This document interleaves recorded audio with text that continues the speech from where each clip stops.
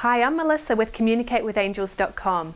I help spiritual seekers like you learn to communicate with their angels and find and live their unique purpose in life. Today's topic is fear is not real. Just take that in for a moment. Fear is not real. We might experience fear, and hey, I'm not sitting here saying that I never feel fear, because I do. But fear is an experience, but it's not the real you. So what's important to understand is that you have two parts to your nature: your feeling nature and your intellectual nature. Your feeling nature is the real you. It's the good, kind, loving, sharing, understanding, fearless part of you. It's your hunches, desires, experiences, your sensitivity, your psychic tune-in, you might say.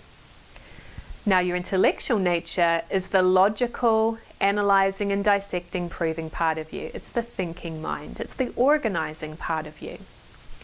And any fear that you experience is actually the creation of the intellect. It's not the real you. If you have reactions to things or feel emotional or stuck or confused, it's because your intellect doesn't fully understand. And we have limiting fears and beliefs that we learn from the people in our early years, the people that raised us. You're so sensitive in that first 7 years of life that you absorb everything like a sponge. And most of the fears and limitations have actually come from somebody else. They're learned. And the good news is that anything that is learned can be unlearned and replaced with a new positive solution. So the more that you are in your true feelings, the less you will experience fear. So I encourage you to spend a little time each day just being in your true feelings. You've heard people encourage you to do meditation. I don't meditate for a long period of time. I don't feel like that's necessary. Just take a couple of minutes to be quiet and to be still, to ask your angels to come close to you and to be in your true feelings and to have an experience of how unlimited and powerful you truly are. Not powerful in the way of controlling somebody else, but just how expansive and unlimited your energy is. The more you can feel that and just feel the contentment and relaxation of being in the real you and your true feelings, the more that will filter out to your daily life. And it just brings you a sense of peace and calm, knowing that there really isn't anything to fear. Now, if fear does come up in your life, which it probably will from time to time, recognize that it's really coming from a limiting belief.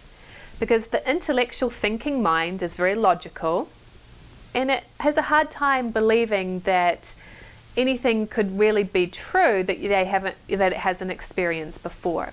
It lives kind of inside of a box. And your intellect will want you to bring back to your old way of doing things. So you have to just take a deep breath and relax and remember that there is peace and calm in being in your true feelings and knowing that anything is possible. So if fear comes up, identify the limiting belief that it's come from. It's the way that you were taught to be, but it doesn't have to be real.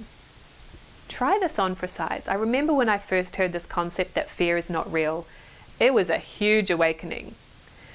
And so try that on for size in your life.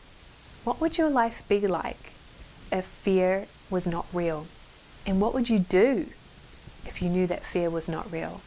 I'd love to hear from you. Comment below. What would you do if you knew for sure that fear was not real?